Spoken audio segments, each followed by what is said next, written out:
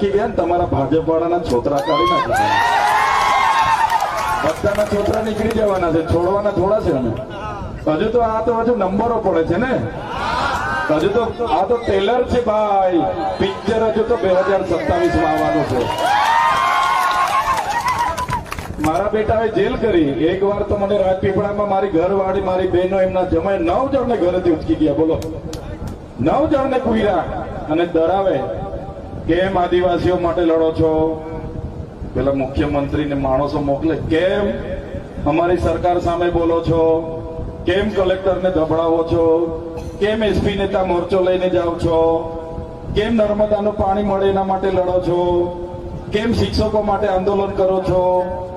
નહીં બોલવાનું અમારી સરકાર સામે, નહીં તો જેલ થાય. એવું કે મને કે હજુ 3-4 વર્ષ રાખીશું. એવું કે મેં કીધું અમારા ભગવાન બિરસા મુંડા અમારા અધિકારો માટે લડતા લડતા